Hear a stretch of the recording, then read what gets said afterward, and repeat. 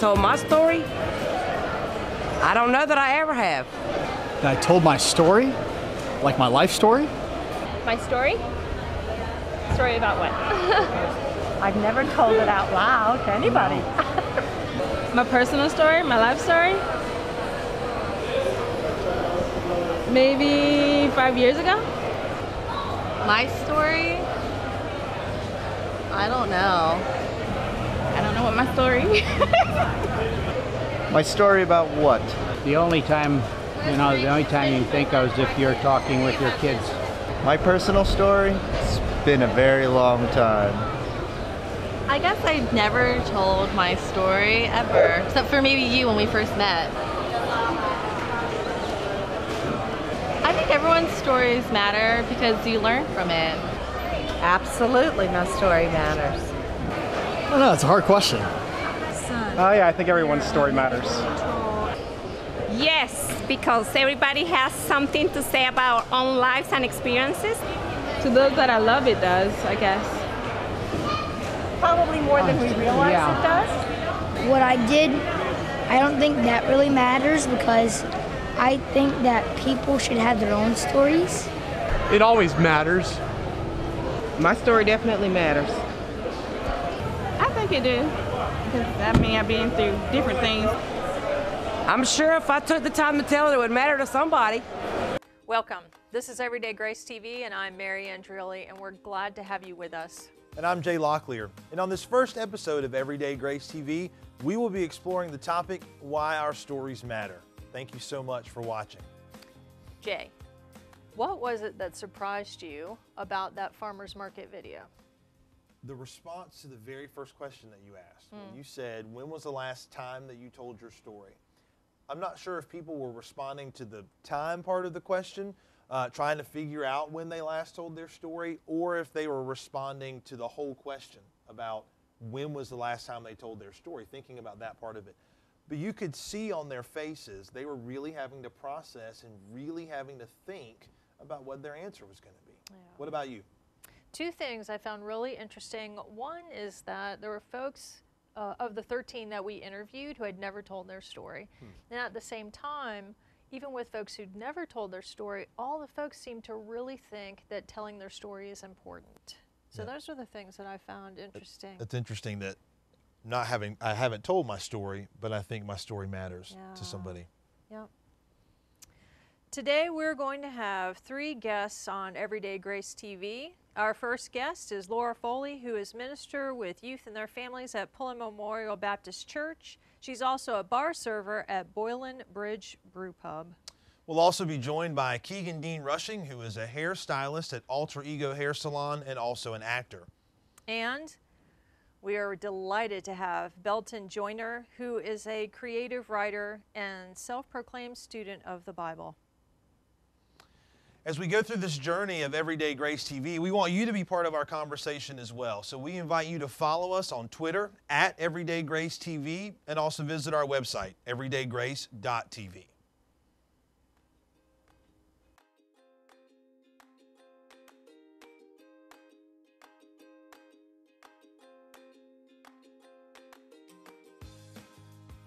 Laura, thanks for being with us today on Everyday Grace TV. I know when Mary first pitched the idea of having you on the show, I was definitely intrigued, and I'm sure our viewers are as well. So I'm going to jump right in with the obvious question. How does a pastor come to work at a bar? Well, Jay, I do love a good contradiction. But I think more specifically that I was in school for so long. So I went from undergrad straight to grad school. And when I got my job at Pullen, I thought, man, I feel like there's just something I've missed out on. There's something to be learned from working not in the same sort of academia, internship kind of stuff. So the obvious answer was? The obvious answer was I'm going to work at a bar. Exactly. Sort of. I basically realized I did like to hang out in bars, and I met a lot of cool people there, and I thought, why not kind of jump in and start working there and figure out what that would kind of be like. And I didn't have any food service experience, so I kind of went from washing dishes and hosting, making it all the way up to slinging beers. And so it was a good time, and I think I've realized how kind of hard it is to do that job, but also how awesome it is.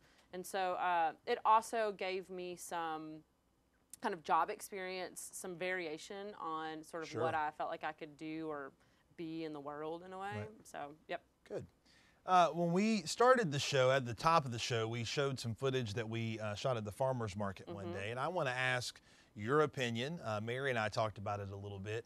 But do people's responses to those questions that we asked, does that surprise you at all? No. I think I think partly because the way the question was phrased, I might have given you a similar response. Now, I wrote that question. No, I'm kidding. Not that the question's wrong, Jay, but it might have contributed a little bit to the way people answered. And I only say that because I can imagine, and it could just be my projection, I imagine that the word story for maybe just the average person or just kind of any person might feel really packaged or like really kind of tailored with a bow on it. I mean, when we hear story, we think beginning, middle, end, conclusion, some sort of I've worked on this, I've got it nailed down, Right. And then the other thing is too, the idea that people would even need to hear that. One, that I would have it worked out, ready to tell, and then that it would be all that important that I would tell it. And so I wasn't super surprised at the video, no. Okay. So in the work that you do then, let's start with your work as a minister with youth and families. Do you feel like you hear people's stories in that part of your life? Not probably in a really uncensored kind of way. I think I hear some, but not maybe in a real way. Yeah. So people are, well, kind of like what you were just saying, people are sort of hiding parts of that story maybe, or I'm going to clean it up before I tell it to you kind of a thing? Yeah, I think that my title as a minister, I find, can hinder a little bit of that. And it can bring up a variety of things for people. And I find that sometimes I can get more if I delay kind of that title or I sort of meet them just as myself. Sure. I feel like I might get a little more from them. But if I do, if my title does kind of lead out in getting to sort of meet them or get to know them, I've found at least some of the time, if I'll tell something more vulnerable about my own life, then it might create a little more space. But I still think minister, church, I think a lot of that for a lot of people keeps them from telling that kind of uncensored behind the Facebook page. Create some distance a little bit, a little off-putting. Yeah, okay. Yep. So let's look at the other side then of the picture. As a person who works in the service industry, specifically at a bar, do you feel like you hear people's stories in that venue? I think I hear more of the stories that we're really talking about. I mean, I think this sort of authentic, what has brought them to this space in life and stuff like that. But I don't think that the people that I'm working with or the people that are sitting at the bar, I don't think that they think they're telling the story. Right. That's not the word that they would use. I don't think so. So like if I were to spend an hour with someone at the bar just serving drinks or whatever, and they were to walk away and you were to say, how did that feel to tell your story? They would probably go, I don't know what you're talking about. And so I think that it is safer in some ways, but I also don't think that they realize that that is their story and that they are telling their story. Okay. Well, as Christians, we identify with a story, and it's a story that's beautiful in some places and messy and ugly in other places, but it ultimately leads us to a place of grace and hope. And I would imagine that all of our stories, some of the stories that you've talked about, some of the things that people would not even call stories, it's all pretty much the same. It's all wrapped up in there. And there's beauty, there's ugliness, there's parts that we share, parts that we hide, we don't want people to see. But I think we all have a story that we need to tell. So let's talk about how can we tear down some of those walls? How can we remove some of those barriers that you were talking about earlier and get people to tell their stories or be more comfortable sharing some of those things? Jay, I think that having a common language is really important. I think that when people have, and it can be a common space, a common language, but when people feel like, at least I feel like I see this, when people feel like they belong, they are much more likely to be comfortable in telling their story. And it comes really naturally, and even sometimes so naturally that they might not even realize that's what they were doing. And so I think whether it's at a bar or whether it's in the consistency of a Sunday school class or if it's in a CrossFit group or really any sort of group where people really feel like, hey, I'm a part of this and I belong here, then I find that we hear a lot more stories and in the real kind of authentic way that I think is most powerful and most transformative. Yep. And it's interesting, I'm sitting here thinking about as you're talking, when you say common language and common spaces, in the 21st century, I think that it's wide open what's going to be a common space for people. So I'm glad that you kind of went there. We've been talking with Laura Foley on Everyday Grace TV. We want you to stay tuned. Up next is actor and hairstylist Keegan Dean Rushing.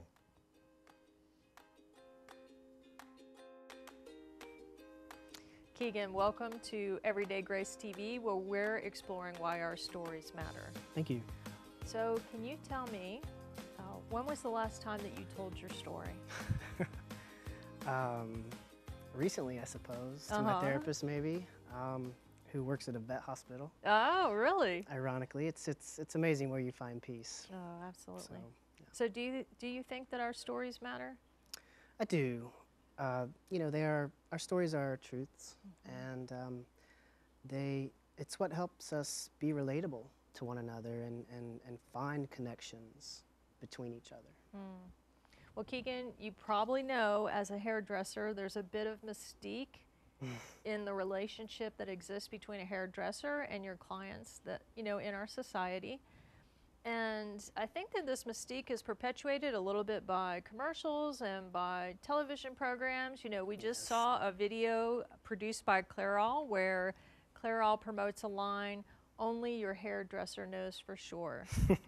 I'm wondering if this is a bit of a myth, if there is that type of relationship between a hairdresser and their client where people just feel compelled to tell their stories, or if, you know, or is there, what's the truth in this?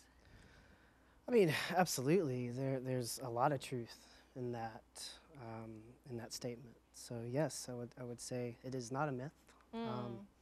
We are very close to our clients, and we do hear a lot of amazing and interesting stories. So why do you think that is? You know, I think there's a unique relationship that forms when it's your job to try and help someone feel beautiful inside and out.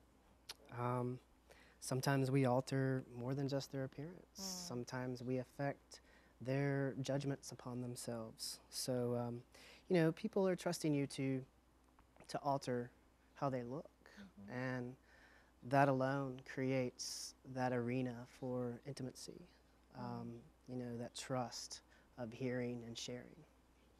So what do you do with these stories that you hear? Well, I mean, I treat them with great care, you know. The stories that I hear, I try to hold on to and remember and channel, and it's given me a lot of empathy. So. Are there stories that you feel have really altered you? Yes, there's a lot. Okay. Absolutely. Can you give me an example of one story? I can. There's a woman who came into the salon about 5 years ago. She came into Alter Ego, and half of her face and hair was disfigured. Oh gosh. Due to burn scars. So, you know, she came in there because she had been rejected by 6 other salons.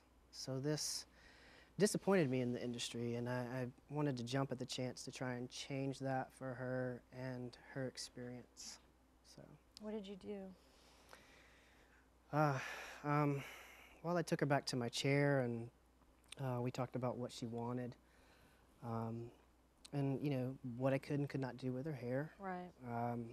And we decided to go with dreadlocks. Okay. She had a bit of a funky style, so we kind of went with that. And when we were finished, she said, "Thank you for seeing me."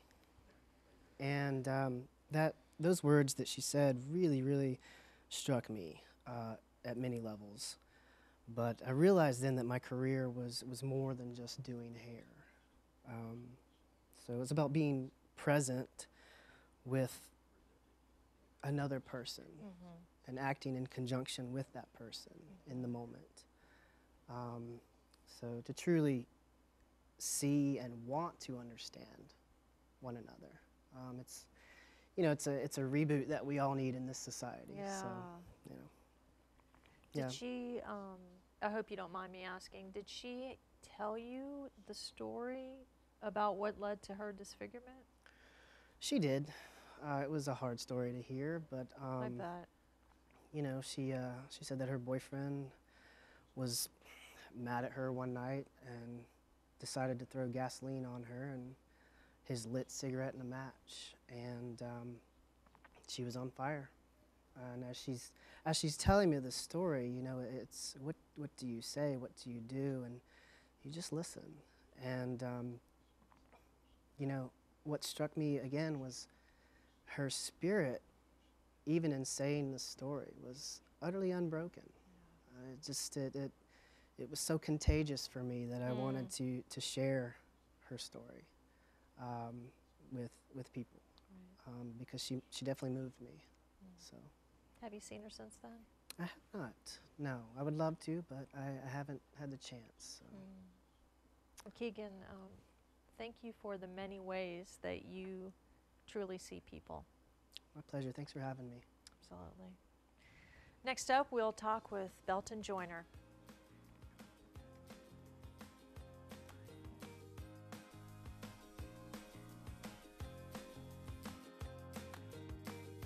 I've never told my story. I don't know, actually. I can't remember. I can't recall if I've ever told my story. I think the last time I told my story was probably 2 weeks ago to a person that I met in school, and they were going through something, and I told them, I was like, you know, you're not the only one, and everything's going to be okay. That's a good question. I don't know why my story matters. I have no idea. My story matters because it's what I've gone through. It's my personal story. And my personal story, by sharing that with others, it can help others get through their trials and their tribulations. Everyone has a story, and everyone's story matters. All individuals, we have our own story to tell. Everyone has a story, and everybody needs to hear what other people have to say. Every time I share my story, it means something to me, and it like makes my story better. It's kind of who we are. We don't have our own characteristics after we lose our story. I think it matters because I can share it with different people and let them know that they're not the only ones going through whatever they're going through, and to just let them know that they matter. It doesn't matter where you come from or how you got to where you're at to this day. You can change the world through your story. Hi, Belton. Thank you so much for being a part of Everyday Grace TV. Thanks, Mary. Good to be here. And Jay, good to see you again. Good to see you. Well, Belton, you've heard several different people tell their stories on Everyday Grace TV, and I'm wondering if you think that there's a connection between our personal stories and God's story. Wow, yes, indeed. The biblical story, God's story, is so real because God sometimes seems so very present and sometimes so far away. I'm thinking about perhaps the most familiar passage in all of the Bible, the 23rd Psalm. Though I walk through the valley of the shadow of death, I will fear no evil, for thou art with me. And that, you know, that's part of the story, and that's good to hear. But the chapter just before that, Mary, the 22nd Psalm, the one that Jesus quoted on the cross, says, my God, why have you forsaken me? And my story is like that. Sometimes God seems very close, and Sometimes God seems far, far away. Like when I pick up a newspaper or go on the internet to look at the news, and I see a story and I think, wow, God is present in that. Isn't that wonderful? And then I look at the next story and where is God in that? Well, long answer to say, yeah, I think our stories and the biblical stories do connect with one another. Belton, when I was listening to Keegan's interview a little bit earlier, Keegan talked about the woman who came in and she said to him, "Thank you for seeing me." And I was thinking about words that Hagar used in her story about being seen. And I wonder if there's a way that maybe you could recall that story for us and for our viewers, what that story where that connection may be. Yeah, be glad to. It's one of those stories, Jay, that I think you look at and you think, wow, that's in the Bible, that kind of stuff. I mean, you know, it's that kind of story. It's back in the first book of the Bible, book of Genesis, about the 15th, 16th chapter, right along in there. And it starts with Abram and his wife. Abram is kind of the big brouhaha around the community. And he and his wife have no children, but they keep remembering that God had promised them, Abram, you're going to have a child who's going to have children, who's going to have children, who's going to have children, going to have children. You get the picture. So many that it'd be more than counting the stars. You just won't be able to keep up with it. The only problem was that Abram had not had child number one. Well, his wife Sarah had an idea. She said, look, Abram, I've got this slave girl named Hagar. Yeah, she's not bad for the eyes, if you know what I mean. So why don't you and Hagar have a baby? I'd have to say this is not exactly a traditional marriage. Well, Abram was old, but he wasn't an old fool, so he agreed. And he did, well, sometimes the Bible said he slept with Hagar, shacked up with her, you know, hooked up with her. And guess what? 9 months later, there was going to be about 8 pounds and 6 ounces of proof of their unusual relationship. So now, here's Hagar, and she is walking around as the mother of Abram's child. And you can guess what happened around the community. You know, she's beginning to show a bit, you know. Right. So folks are looking to say, you know, she's the mother of Abram's baby. Isn't she wonderful? And folks started oohing and awing over Hagar, and Sarah, who was Abram's wife, she sort of faded into the background. Oh, goodness. And Hagar herself even took on a certain contempt for Sarah, you know. Well, you might imagine Sarah didn't take too kindly to all that, so she really began making things really rough on Hagar. Really, you can imagine. She was still a servant after all, and the Bible said she dealt harshly with her, and your mind just runs about all the kinds of things she might have done. So finally, Hagar has had enough of that, and even though she is heavy with child, she runs away. So now, instead of being kind of the toast of the town, Hagar is out in the wilderness where there's no food, no water, no diaper service, and God must have seemed very far away. But God sent a messenger. Sometimes in the Bible they call them angels, means God's messenger, who said to her, Hagar, what's going on here? And you think about it, in all of the story, that's the first time anyone called her by her name. Before that, she was, you know, Sarah's slave or servant or the maid girl or maybe just, hey, you. You know, it wasn't, she had no name. But God's messenger calls her by name. To me, that's pretty powerful. Names are important. They are indeed. So she goes back to the village, but now she knows she does not go back alone. God is with her. God has seen her. It turns out that God knows Hagar and knows her story. And Hagar is so moved by that, she creates a new name for God. She calls God El Roi. It's a Hebrew word that means the God who sees me. That word can also mean mirror. I think it's a great image. God can see what's in my mirror. You know, I like that. Well, that's good news and it's bad news. It means if God can see, there's no place to hide from God. But, praise God, it also means that God who loves me knows my story, warts and all, and still loves me. So I guess in some way, Hagar's story is our story of a God who sees. Well, Belton, let me ask you, then can God's grace be found in something as simple as our stories? Yeah, that is, that's right to the heart of the matter. It's a good way to put it, because when I hear someone else's story, in a sense, I've become God's ears for that story. When I see someone else's story, I've become God's eyes for that story, God's presence through me. So it becomes a rather remarkable thing that I've become the presence of God, because God has used me to hear and to see and appreciate and to be in touch with that story of someone else's. So that's God's grace. And yeah. To see and to be seen, to hear and to be heard. We've been reminded of that in a powerful way, how important that is. Belton, I want to thank you for being with us today on Everyday Grace TV. Sure, good to be here.